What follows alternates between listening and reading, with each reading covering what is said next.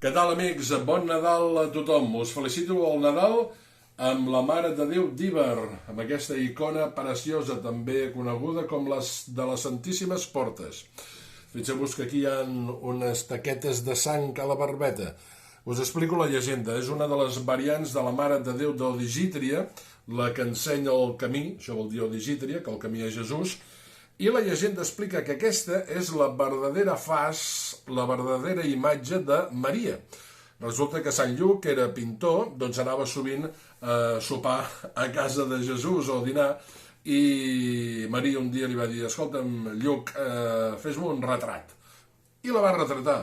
I és una de les variants de la Mare de Déu d'Odigítria, la Mare de Déu d'Íber, que es venera al monestir d'Athos, a Grècia. Per què porta aquestes esgarrapades aquí? Què pot semblar? Això és sang.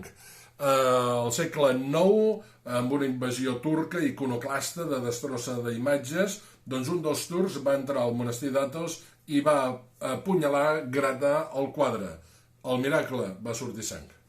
Amics i amigues, bon Nadal a tothom, i si avui doncs compreu el Punt, avui parlen de 365 dies amb Maria, doble pàgina. Gràcies, amics del Punt.